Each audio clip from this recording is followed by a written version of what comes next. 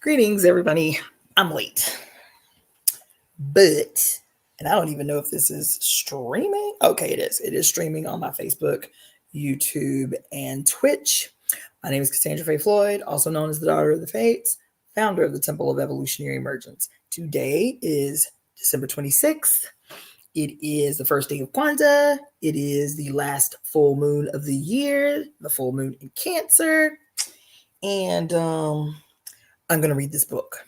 So those of you who might have tuned in earlier, I felt compelled, divinely inspired, if you will.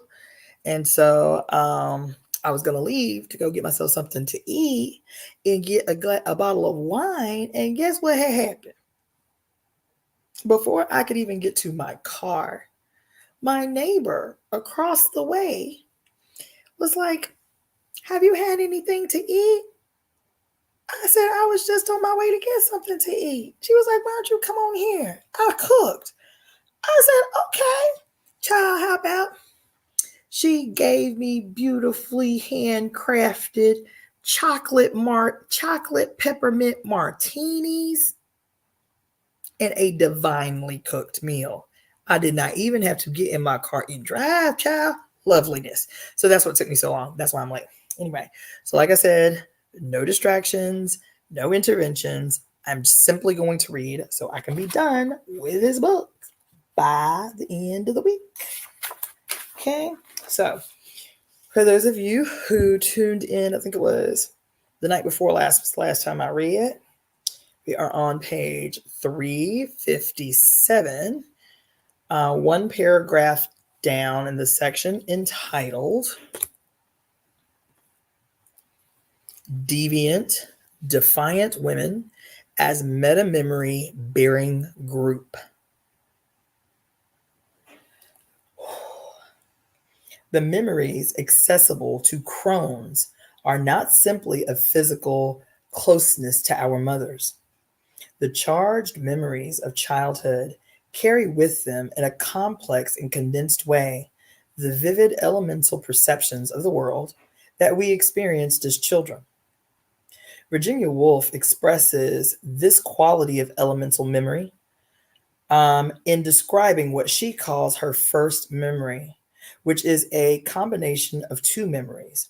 The first part is a recollection of being on her mother's lap, on a train, or in an omnibus. This blends with the other part that she writes.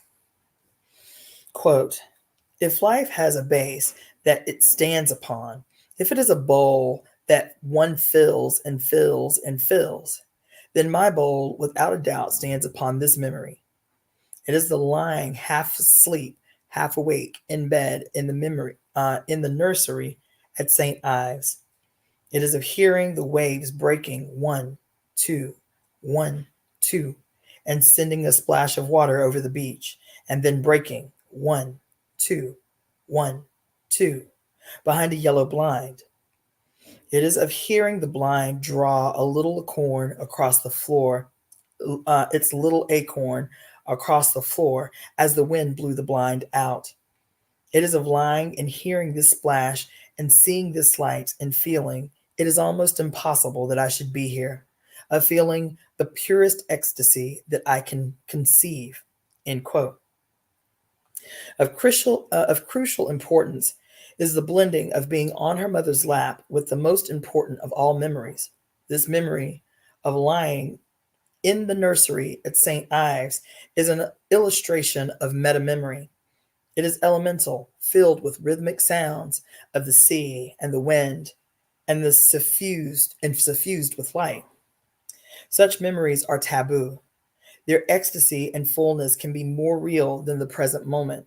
They beckon to the ways of escape from the prison cells that are constructed of the schemata of adult, that is, male-controlled memory.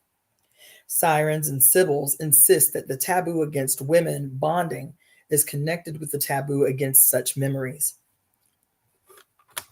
For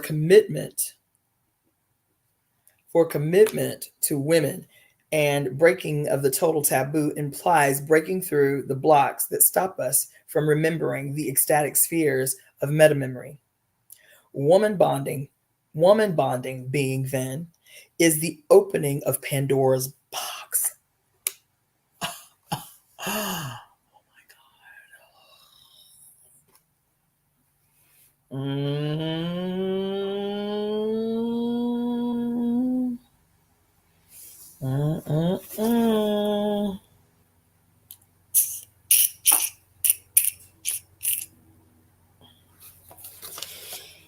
Yo.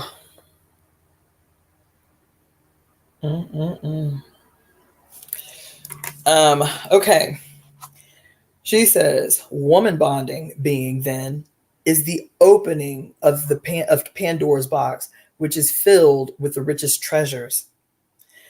The ecstatic memories that become accessible do not introduce passivity, but rather they are catalysts of intense activity, which is qualitatively other than that desired by the patriarchal planners.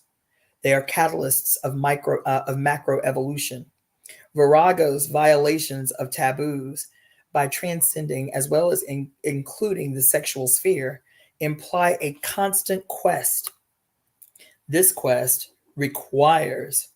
creative living requires creative living of the promise of happiness that is inherent in metamemory.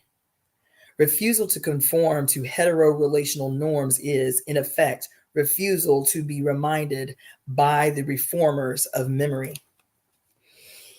In a special way, then, the deviant defiant women are the meta-memory bearing group among women. This is the logical consequence of a radical choice to remember happiness, of a great refusal to be reminded by obedience to the deadening rules of the ruling caste. This choice to recall the empowering memories and to create in our daily lives future memories of happiness is a continuing act of deviant defiance. It is a macro evolutionary leap that is fueled by belonging. Some years ago, Herbert Marcuse wrote concerning Freudian theory, quote, theoretically, this difference between mental health and neurosis lies only in the degree and effectiveness of resignation. Mental health is successful, efficient resignation, normally so efficient that it shows forth as moderately happy satisfaction. Damn.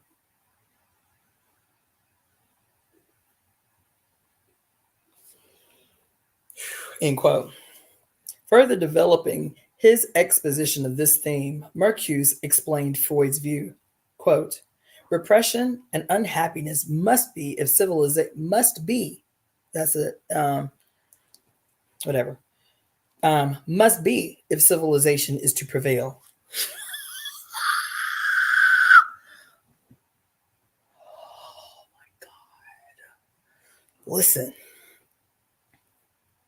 He said, repression and unhappiness must be, that's emphasized, must be if civilization is to prevail. In the long run, the question is only how much resignation the individual can bear without breaking up. In this sense, therapy is a course in resignation.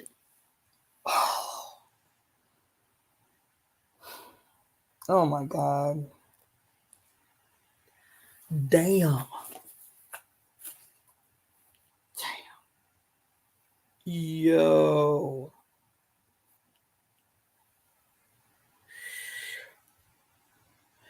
This motherfucker said, if civilization is to prevail, repression and unhappiness must be.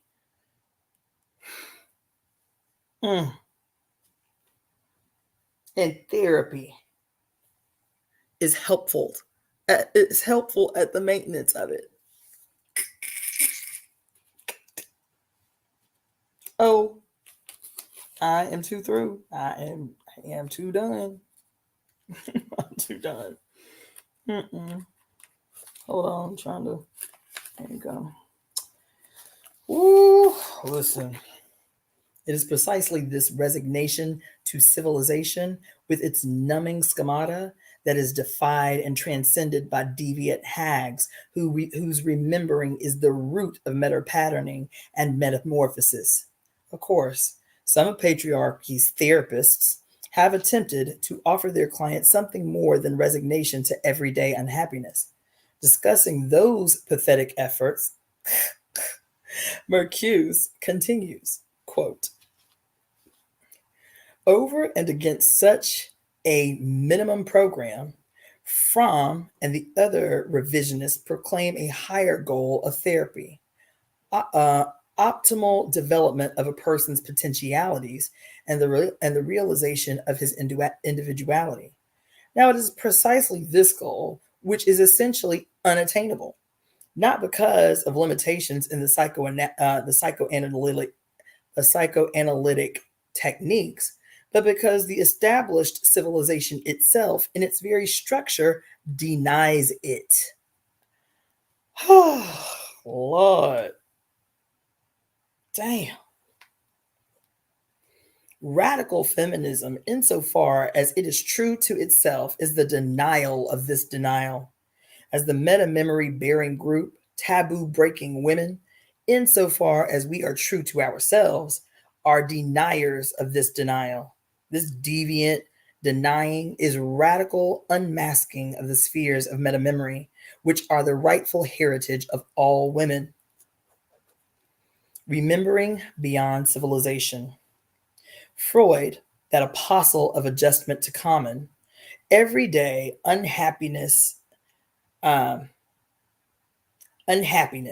defined the foreground conditions of forgetful fatherland. Quote, the program of becoming happy, which is the pleasure principle which the pleasure principle imposes on us, cannot be fulfilled. Yet we must not, indeed, we cannot give up our efforts to bring it nearer to fulfillment by some means or another. Happiness, in the reduced sense in which we recognize it as possible, is a problem of the economics of the individual's libido. God damn. Shrewish prudes parody this paternal pattern, and in the process of reversing its reversals, come up with a bit of soothsaying. Thus, the elemental power of becoming happy, which our memories recall to us, can be realized. Therefore, we cannot give up our efforts to bring it nearer to actualization by our own means. Happiness in the ecstatic sense in which we recognize it as possible is the project of meta-memory bearing women. Feminism essentially means commitment to our past and future memories of happiness in defiance of civilization. Listen, bearing in mind that an obsolete meaning of civilization is the act of making a criminal process civil. Civil suggests that phallic civilization is essentially a criminal process parading as civil. Singing into conscious awareness our childhood and ancestral memories, sirens lure women into our past, and therefore into our future, awakening belonging. A simple and telling comment on civilization is recorded in Daughters of Copper Woman, a remarkable collection of stories from Native women of Vancouver Island, women who are members of a secret society whose roots go back beyond recorded history to the dawn of time itself. The specific statement is, quote, civilization brought measles, whooping cough, chickenpox, diphtheria, smallpox, tuberculosis, and syphilis, end quote. In a wide sense, all of these stories in Daughter of Copper Woman are comments on civilization. The white Christian conquerors of the native people decimated their population. When vast numbers of the memorizers, the when vast numbers of the memorizers, the women of this matrilineal society who were living history books, were killed by the disease carrying, raping white male invaders, much of the knowledge of wisdom of these women died with them. Yet some of the knowledge remains. The voice of old woman speaking to the young girl Kiki through her granny explained, quote, "We must reach out to our sisters, all of our sisters, and ask them to share their truth with us. Offer to share our truth with them. The last treasure we have, the secrets of the matriarchy, can be shared and honored by women and be proof there is another way, a better way, and some of us remember this way." End quote. Expressing a vision of universal female remembering, Old Woman said, quote, "Women are bringing the pieces of truth together. Women are believing again that we have a right to be whole. Scattered pieces from the Black sisters, from the yellow sisters, from the white sisters are coming together, trying to form a whole, and it can't form without the pieces we have saved and cherished." End quote. Meta memory is deep and vast. Women who are bringing the pieces of the truth together are moving beyond civilization. This moving implies natural grace. Since the graceful leaps of belonging women cannot be accomplished in isolation,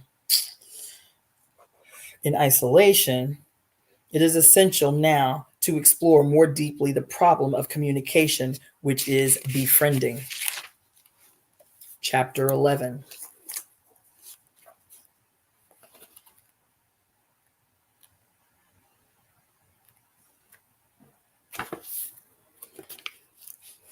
Befriending, the lust to share happiness.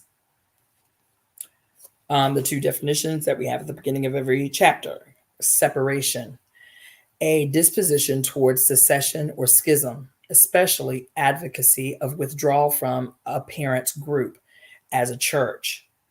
Webster's Third New International Dictionary, the English language. Separatism, radical feminist, a necessary disposition towards separation from the causes of fragmentation, especially advocacy of withdrawal from all parasitic groups as a church for the purpose of gynophilic and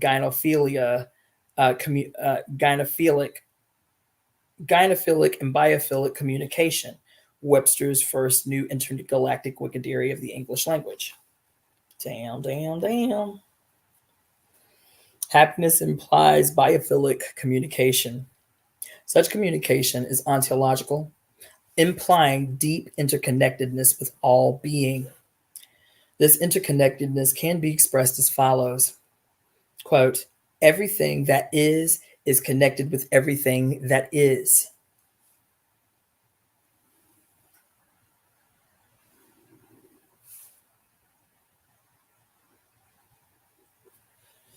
Crohn's will recall the first law of ecology as expressed by Barry Commoner, namely, everything is connected to everything else.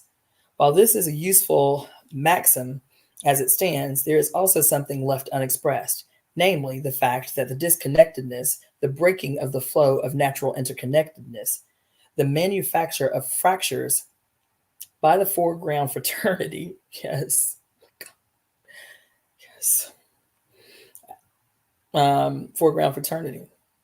As a consequence of this fracturing, there are, in fact, things that are not biophilically connected. On the physical level, one only need think of plutonium, of Agent Orange, of the increasing quantity of hazardous waste. On the psychic level, there are the plastic feelings, pseudo-virtues, and warped ideas discussed in the pyrospheres. These products of the predatory state are not in the sense that they do not participate in the biophilic flow of being. Of course, they are there as barriers to our realization of powers of being. Only through such realization can radical ontological communication be discovered. Analysis of this process requires cutting through the snarls that keep women in the state of separation.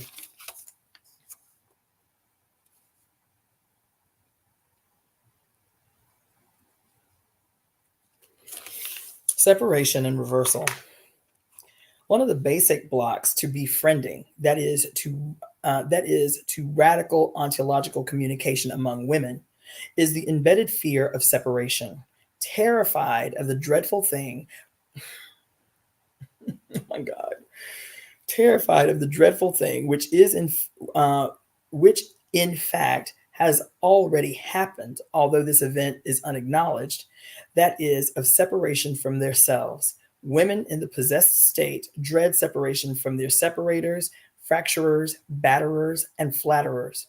Therefore, they are horrified by such words as the label separatist. Women confined in the phallic state of separation, then, are characterized and crippled by the inability to identify the agents of self blocking separation. They are victimized by the strategy of reversal.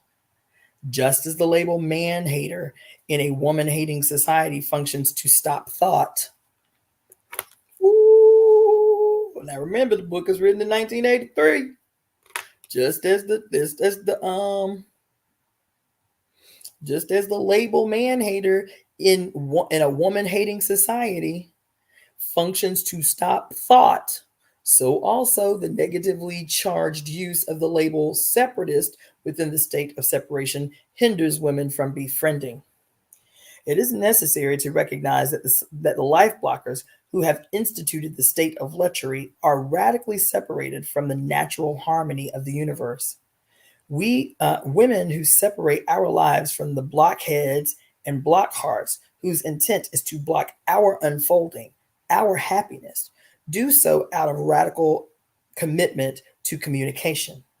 It is precisely the commitment and capacity for ontological communication that is feared by the blockocratic rulers, for this is what they lack. Metapatriarchal women whose biophilic communication understand that the foreground label separatist will be used against us. Oh, fuck.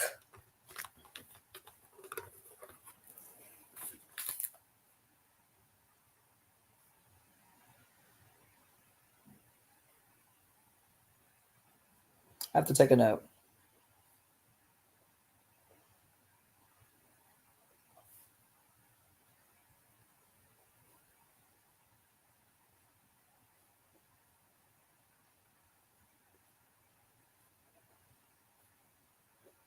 Damn. Let's see.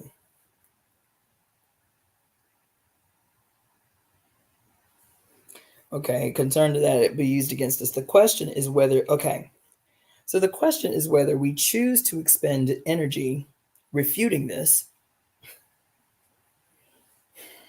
Damn, man.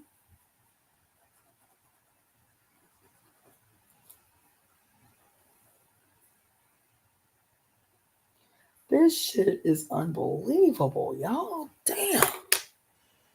This book was written in 1983, y'all. This shit is unbelievable. She said metapatriarchal women who choose biophilic communication understand that the foreground label, separatist, will be used against us. The question is whether we choose to expend energy refuting this, or to save energy by ignoring it, or to understand this word as a labor's which we can sharpen and use. The expenditure of gynergy in refutation is kept at a minimum by shrewd skulls. Wanton women understand that this is a waste, even as Gorgons and Amazons. We recognize that fixation on refuting is ultimately refusion with the sappers and drainers.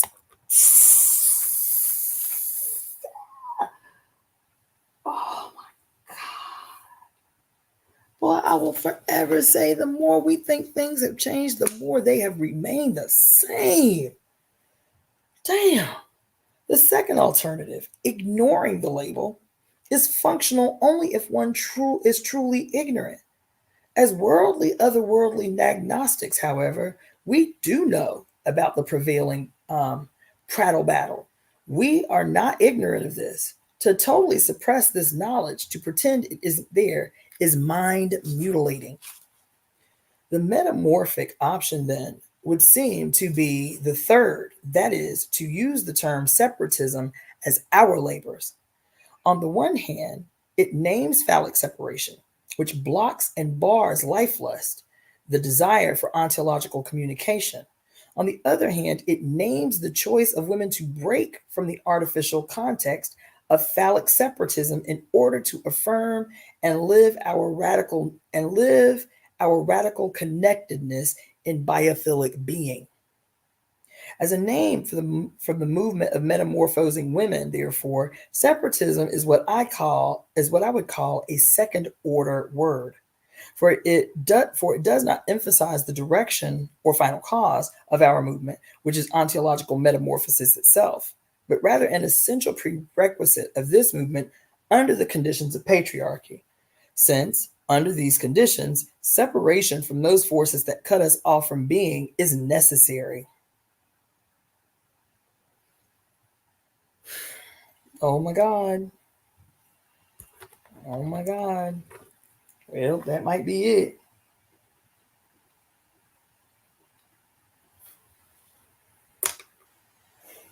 It is not inaccurate for a radical feminist to call herself a separatist. This name, however, unless used in a context of lusty words, is inadequate, since the whole point of feminist separation is biophilic communication and participation in being. It is biological to conclude that these context providing words will be other words that signify each transcendent communication, for example, spinster, Webster, Brewster, fate, and muse. For meta-patterning women to wield the word separatism as a true laborers, moreover, its positive meanings must be understood in conjunction with phallic separatism, the condition which makes metapatriarchal separation necessary.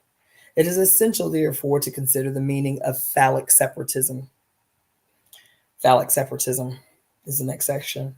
Recalling the description of cancer cells as categorized by a gross inability to communicate, Webster's may decide to consider the analogy with cancer as a tool for description of the phallocratic society. Crohn's have observed that there is a disorder at the very core of patriarchal consciousness, and that this consciousness both engenders and is engendered by phallocentric myths, ideology, and institutions in an endless necrophilic circle of separation and return. If there can be said to be a connecting thread or commonality among all of these phenomena, that commonality is their disconnectedness from biophilic purpose. The cancer analogy for contemporary society is widespread, of course. Few connect with phallicism, however. Yet, the somewhat accurate images in the contemporary imagination of how cancer works to expose works of how cancer works expose a great deal. In the prologue to Robin Cook's medical thriller Fever, there's a vivid description of poisonous molecules of benzene attacking cells in the bone marrow of a 12-year-old girl. As Cook describes the event, quote, the attacked cell instantly divided and the resulting daughter cells had the same defect. No longer did they listen to the mysterious central control and mature into normal white blood cells. Instead, they responded to the unfettered urge to reproduce. Oh my God. Oh, oh shit. Oh fuck. Oh my God.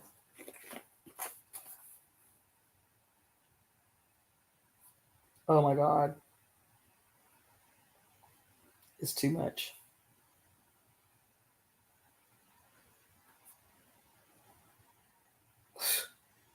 Damn. Y'all. I'm having a whole last moment. No longer did they listen to the mysterious central control and mature into normal white blood cells. Instead, they responded to an unfettered urge to reproduce their altered selves. Although they appeared to be relatively normal within the marrow, they were different from the other young white blood cells. The usual surface stickiness was absent, and they absorbed nutrients at an alarmingly selfish rate. They had become parasites within their own house.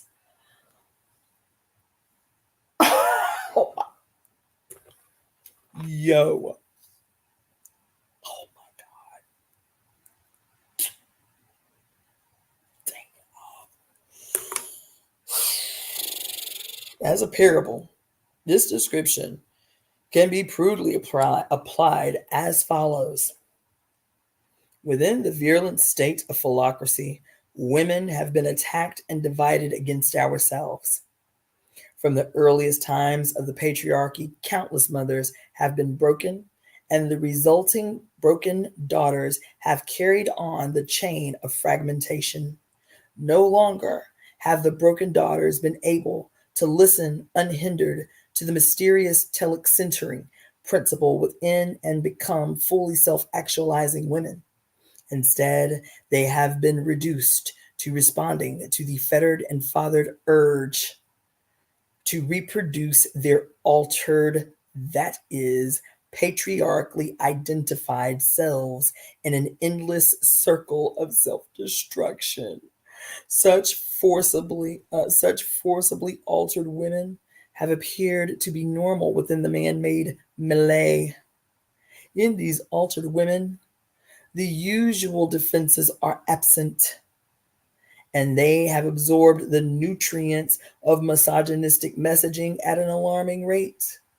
This patriarchal selfishness is the result of starvation for real spiritual and intellectual nourishment. Thus, these members of the chain of broken mothers and daughters are unable to communicate unbroken messages of biophilia. Patriarchal women, then, have been reduced to the role of parasites within their own house, this planet, feeding into the mechanism of reversal, distracting attention from the fact of patriarchal parasitism. Oh, damn. Damn. Oh my God.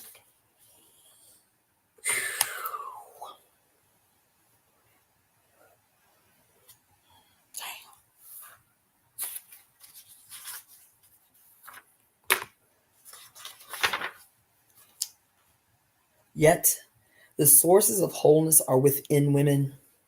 Mm? Consequently, many women, even under patriarchal rule, have managed to transmit mixed messages of biophilia and gynophilia to their daughters. The overcoming of phallic separatism, of the programmed separation of all living creatures from the telic centering principle of being, will involve facing the horror of its workings and its effects. One way of approaching the spiritual carcinogenesis that is patriarchy is to look at its own ideologies as well as its myths as the self fulfilling prophecies which they are. Thank you. Thank you. One,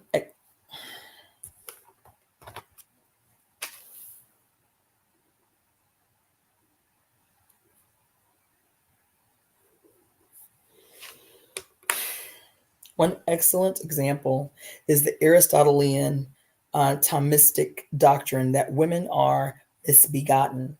Relying upon Aristotle's biology, in his work De Generatione Animalium, Aquinas, the angelic doctor.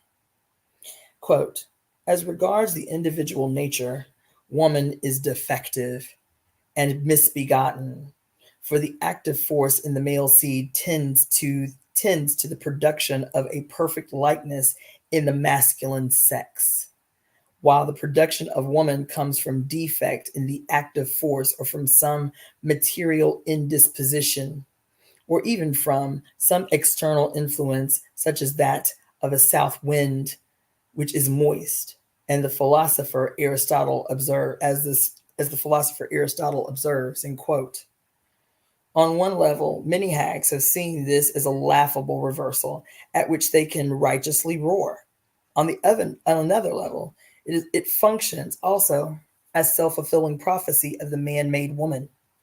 In the context of Amazonian analysis, misbegotten as applied to women under patriarchy describes the deformity and conformity of women to male-made models or patterns. Thus, women who, like patriarchal males, cannot listen to the telic centering principle within are, on the foreground level, man-made, made up, and misbegotten.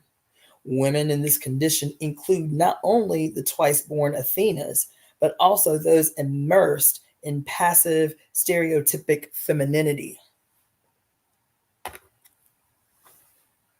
Thank you. Thank you. Damn. Women in this misbegotten state have been assigned to break and divide the daughters, to break in their daughters, to break down their defenses, to cut off their possibilities for original communication. They are indeed unfettered in carrying out this male-ordered mission. It is important to scrutinize the remainder of the text cited above from Aquinas. He continues, quote, on the other hand, as regards human nature in general, woman is not misbegotten, but is included in nature's intention as directed to the work of generation. Now the general intention of nature depends on God, who is the universal author of nature. Therefore, in producing nature, God formed not only the male, but also the female, end quote. This text can be decoded as follows.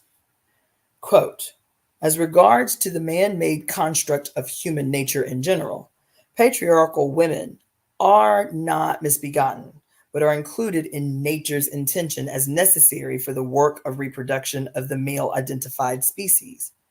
Now, the general purpose of nature depends upon patriarchal myth makers, who are the universal authors of nature. Therefore, in producing, quote, nature, these myth makers formed not only the stereotypic male, but also the stereotypic female, end quote. Simply stated, what this amounts to is the fact that patriarchally begotten, that is, misbegotten women, serve patriarchal purposes, blocking the flow of elemental being. In order to comprehend the processes of metamorphosing women's separation from this state of separation, to actualize powers of befriending, it is important to consider the efforts of phallic separatism in women's lives. The effect of phallic separatism. In order to understand the effects of ontological dividedness, it may be helpful to employ a metaphor of wholeness. Returning to the idea of the holograph, Webster's note that the basic meaning of this word is a document, as a letter, a deed, or a will, wholly in the handwriting of the person for whom it proceeds and whose act it purposes to be or purports to be. End quote. The life of a wholly present woman would manifest itself as wholly in her own handwriting. That is, it would be clear that she has been the composer, creator of the book of her life.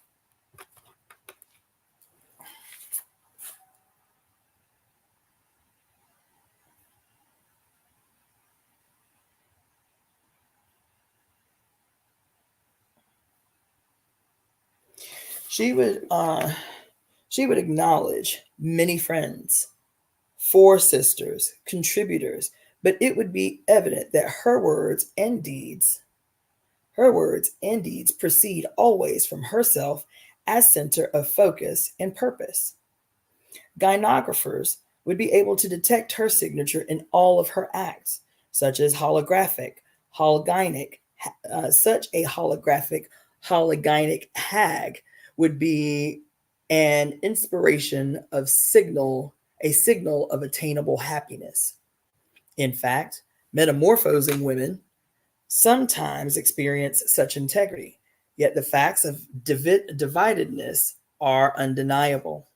Sirens, sibyls, soothsayers, truthsayers must face this separation from ourselves. Feminists seeking deep and faithful bonding with other women have frequently been baffled and broken by the repeated encounters with this brokenness. Many have experienced inexpressible grief and even despair. To feminists, one of the most dispiriting experiences imaginable is to encounter in a woman an apparent inability to experience moral outrage at the atrocities perpetrated against her sex. This cannot be explained by ignorance of facts when the facts are presented clearly and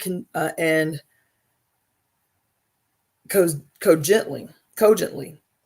The puzzle is ineffably confounding. Here is a woman, yet she seems unable to identify with the oppression of women, a condition which she must have experienced on many levels. She may, in fact, be sensitive to the abuses against almost any other group, while apparently feeling nothing about the common lot of women, in a word, gynocide. To approach this problem, it is helpful to spiral back to the study of the passions in the realm of pyrospheres. Shrewds will have noticed in the foreground to that realm that in the traditional listing of the 11 passions, only one passion has no contrary, namely anger. Unlike such passions as daring and fear, for example, which involve movements toward and from difficult to avoid evil, that is not present. Anger is a movement of attack upon an evil that is present. According to that analysis, since the difficult evil is present, a movement of withdrawal is not possible. There is a certain logic in this medieval analysis that should not be overlooked.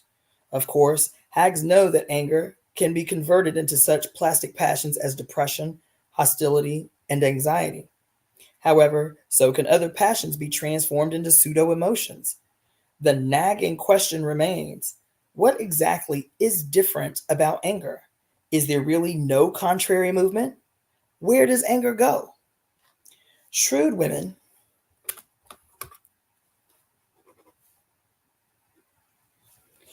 Shrewd women may obtain insight for approaching these questions by observing such phenomena as the current interest in the syndrome called multiple personalities disorder.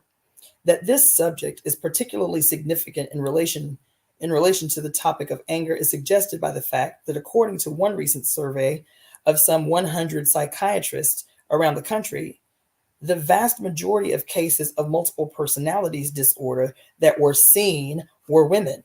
And over 90% of the patients diagnosed, treated as multiples, had been severely abused sexually and or in other physical ways for long periods during their childhood.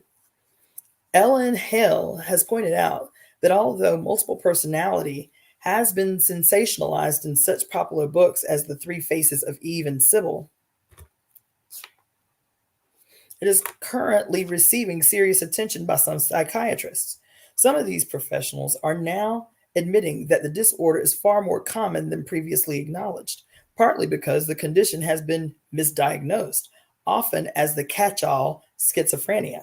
Hale cites Dr. Francis C. Howland of Yale University School of Medicine, who has treated multiples for years, remarking that the possibilities in situations of danger are to fight back or run away. Dr. Holland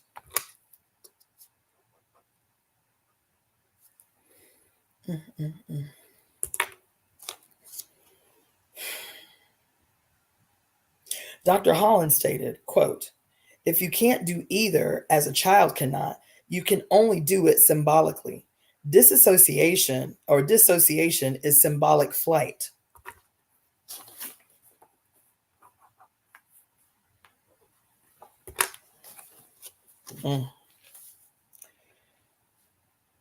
End quote. The dissociation manifested in those diagnosed as multiple personalities is extreme. One psychiatrist claims to have identified startling differences in the brain waves of the alternate personalities of patients suffering from multiple personality disorder. Another study suggested that each personality may have its own memory. Multiples have Multiples may have abnormally wide vocal ranges and extraordinary ability to alter their speech patterns.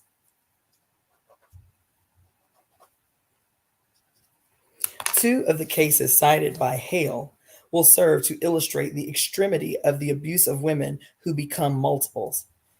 Natasha, a pseudonym, was raped continually by her father from the time she was 2 until the time she turned 16. Until she was 12, the rapes took place with her mother's passive compliance and often with her active participation.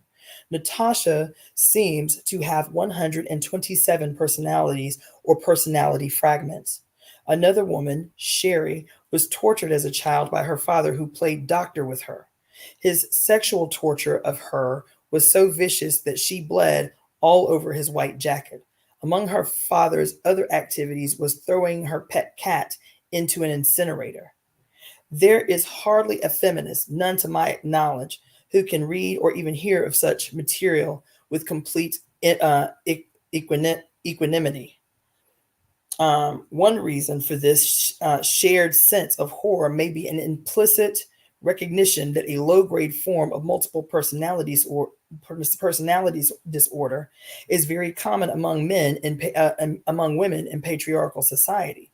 Indeed, I suggest that this is the normal misbegotten condition of women locked into the phallic state of separation.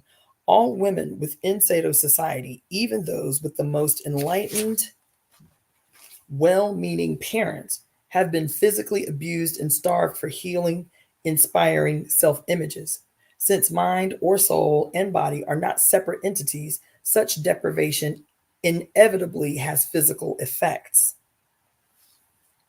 To return to the questions posed above concerning anger, then, I suggest that shrewds following this line of reasoning can find in the idea of a widespread, low-grade, multiple personality disorder among women strong imitations of the answer to our question. What happens to the woman identified, that is, self-identified rage of women under patriarchy? Since women abused as children cannot fight back or run away, dissociation is a logical solution. I suggest that dissociation is the missing contrary of the passion of anger. Anger can be seen as different from the other passions in this respect, namely, that when it is blocked, its movement or energy splinters into fragments within the psyche. Rage, then, can be seen as a convertible energy form. Oh my God.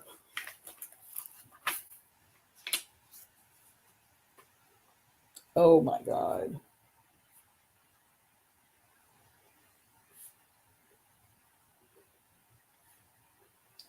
Oh boy. Listen. She said, rage then can be seen as a convertible energy form.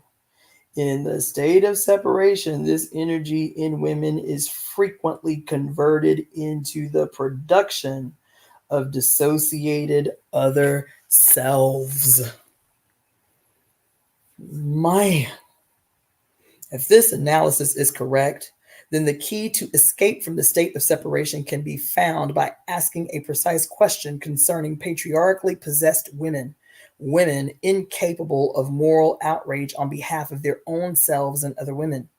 The question simply is, what is it that a patriarchal woman dissociates from? The response that seems most evident to the metapatriarchal thinker is that dissociation is from her original identity as a woman, not as the Sado society defines woman, but as an archaic elemental woman, which Jane Raymond has named the original woman. This is, oh my God. This response leads to the subject of radical feminist separatism. Oh, whoa. Mm.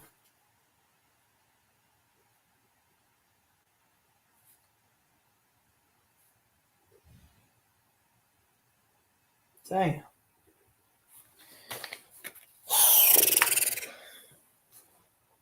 Radical feminist separatism. Weirds and Webster's, wielding the word separatism as one of their many labors, can use this word to name our intent and actions that powerfully separate us from the dissociated state, releasing the flow of elemental energy. This, thus understood, separatism is an essential aspect of gynophilic communication, for it separates a woman from the causes of fragmentation, the obstacles, internal and external, which separate her from the flow of integrity within herself. We can begin to understand the importance of such separation from the state of separation by returning to the subject of rage. Yes, at this point in time, it's deep. It's deep.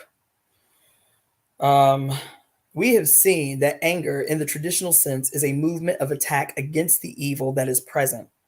This raises the question of how gynocidal evil of phallic separatism is present to a woman. In an earlier chapter, I discussed the presence of absence that characterizes phallicism. This kind of presence, when it invades a vulnerable woman, has as its target her very integrity of identity. Typically, when a little girl or a grown woman is sexually abused, she blames herself, feeling guilty and ashamed. Anger may not be her immediate reaction because the internal fighting back, which is the passion of anger, implies an ability to distinguish the self and her motives from those of the attacker. The phallic presence of absence, however, translates itself within the attacked, victimized woman's psyche into an internalized presence of absence of the woman's self. Feeling that she has been stained and defiled by the attack, the victim loses the capacity to name the attacker and even to name the event of violation as an attack. In such a case, she has internalized and identified with the evil. The evil then can be so present that it blends with a woman's own idea of herself. In order to attack this attack, she must disconnect herself from the violator. If she is caught within the maze of patriarchal images of women as weak, despicable, seductive, dirty, images injected in early childhood into every woman within patriarchy, this may be precisely the move she is unable to make. Her incipient elemental rage, twisted in upon itself, splinters her very soul. Man. The attack, of course, need not be physical. The perpetual bombardment of women's psyches with overt and subtle insults, often guised as courtesy, consideration, and respect, also inflicts the presence of absence within that immobilizes the impulse to anger. Let me just tell you something about this moment that I'm having with this book tonight. Several hours ago, I did a live where I intended to read this section of the book that I'm reading right now, and instead felt moved to talk to you for 2 hours about a whole bunch of shit I had no intention of talking to you about. And one of those things that I talked about was the many, many, many movie review requests that I have been getting from some of you. You need to do this movie review. You need to review this movie. You need to break down this movie, right? I talked about that earlier, hours ago. And in that discussion about you guys' movie requests, I say that 2 days ago, I watched a movie that has been requested of me to review.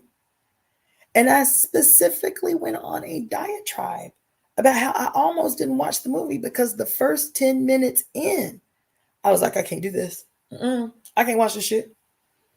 And I went on to talk about how even in a movie that is a futuristic sci-fi, 1,000 years into the future, the one thing that remains absolutely unchanged is when men are in groups with the ability to dominate, they will always set their sights on a woman to attack.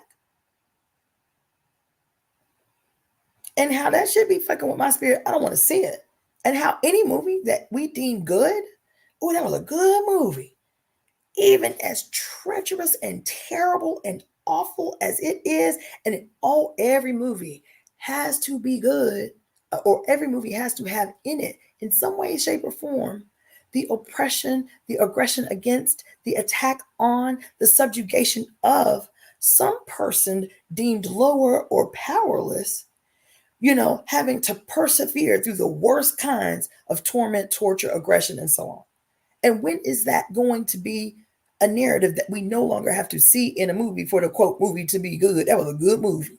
No, it wasn't. It was a bad movie. It was a treacherous movie that carries on this narrative all the time. That this is just what life is for females, is to expect aggression.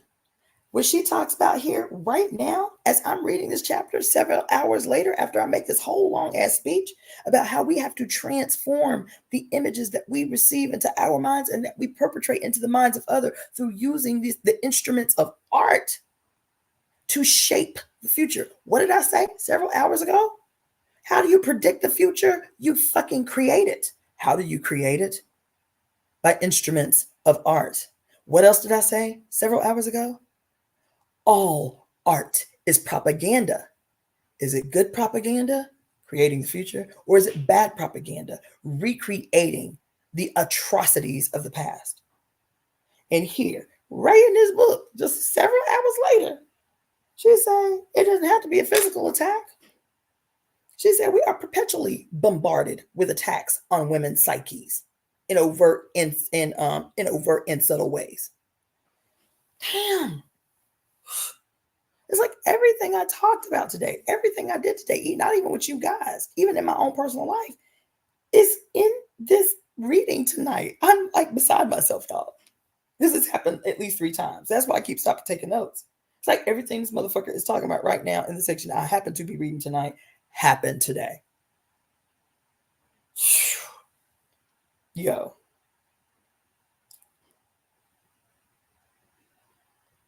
She says, these perpetual bombardments immobilize women and their natural impulse to anger.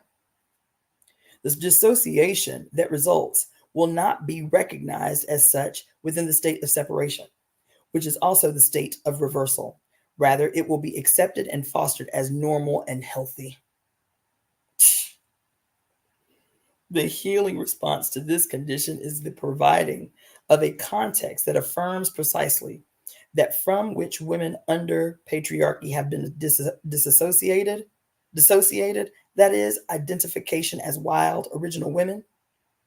Feminist separatism, then, is a communal process affirming the flow of connectedness within each woman, her presence of presence. The history of women's struggles to provide and maintain diverse forms of women's spaces has been a vivid testimony to the fact that men recognize this to be a crucial issue in the war to control women's minds. Many women, moreover, deceived by rhetoric concerning equality and human rights, have been willing to cede such hard-won space. Sometimes the attack upon women's spaces originates in socialist circles, whose propagandists manage to persuade white as well as minority women that since some men are oppressed, these men should have access to all feminist gatherings and events. These invasions are justified through ideologies that ignore the meaning and functioning of phallocracy and patriarchy as radical source of other forms of oppression.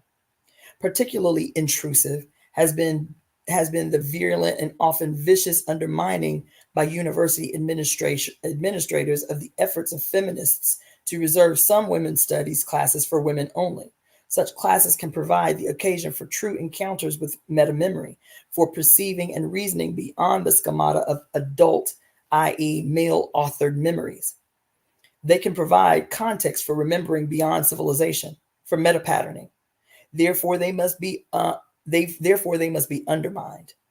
The radical potential of freely thinking women is a threat to the very meaning of patriarchal university. Indeed, such such institutions um, are dedicated to the maintenance of the adult schemata, whose purpose is the destruction of metamemory. They are dedicated to the proposition that the program of becoming happy cannot be fulfilled. It should come as no great shock to chronologists to find that these institutions of higher learning, which make every effort to impede the development of women's studies, also undermine Black studies and honor themselves by giving honorary degrees to fanatic proponents of the nuclear arms race. All of these practices are manifestations of the same program, the denial of the possibility of happiness.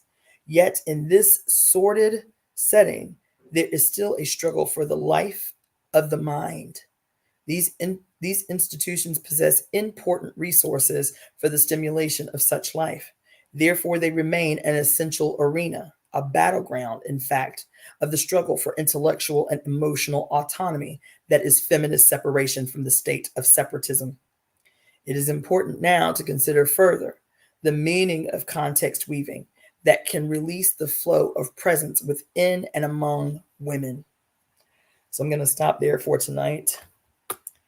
So when we pick back up on tomorrow, I don't know what time yet because I don't know if I'm working yet or not. But when we come back tomorrow, we will be picking up on the section entitled Befriending, Weaving Context and Creating Atmospheres. So for those of you who are tuning in late, who have never tuned in, I have been reading this evening from this great and wonderful book that I intend to finish this week called Pure Lust, Elemental Feminist Philosophy by Mary Daly. Pure Lust by Mary Daly. This book is great. We are going to begin our resume our book club for this book the second Wednesday in January. We will be resuming the book club studies once we have finished the read of this book, which I anticipate being done by Thursday or Friday. So for those of you who don't know, my name is Cassandra Faye Floyd. I am also known as the Daughter of the Fates, and I am the founder of the Temple of Evolutionary Emergence. If you are interested in finding out what the temple is, if you are, I'm going to put my banners up. Let me do that right now. If you're interested in volunteering, if you are interested in making a donation, then please email me at releaseheartcenter@gmail.com. If you are interested in getting a reading, I am a diviner. I am an oracle. I use different methods, so you can talk to me about that. I also, my other brain, is that I also am a wellness professional, wellness practitioner for many, many years. So I also do, for those who are not in the Los Angeles area, I do wellness consultations via Zoom. So if you are interested in a complete wellness consultation that will come with a typed up, after we finish 5 to 7 days, I will send you a typed up protocol for you to follow based on your diagnostic process. I practice 5 elements theory. That is the basis for how I administer these consultations. So if you are interested in a 5 elements theory wellness, whole wellness consultation, if you're interested in a divination with me, or if you are interested in the Temple of Evolutionary Emergence, what it's about, what we're trying to accomplish, then you can email me at releaseheartcenter@gmail.com. Releaseheartcenter@gmail.com. I respond to every email and I try to respond within 24 hours. So you can reach out to me at releaseheartcenter@gmail.com. And again, this is the last full moon of the year. So happy Cancer full moon. And today has been a day of days. Today has been very impactful, and I've not stepped outside my door. So be open, be present, make sure your third eye is wide awake because, baby, yes, the communications are very clear. They are very loud. The interventions are very loud right now. And we have to be in a position to receive them so we can make jack moves. We can pull boss moves this year in doing what? Staging an opposition of equal and opposing energy, building institutions of dual and contending power. You understand? So that's all I have to say about that. I appreciate those of you who came on and hung with me for our hour-long read of Pure Lust by Mary Daly. Pure Lust by Mary Daly. I will be back tomorrow at some time, probably not this late, but I'll be back at some time tomorrow to continue reading Pure Lust because we're going to finish this book this week. If you are interested also in the book club and want to find out how to be involved in the book club for the reading of this book, you too can email me at releaseheartcenter@gmail.com.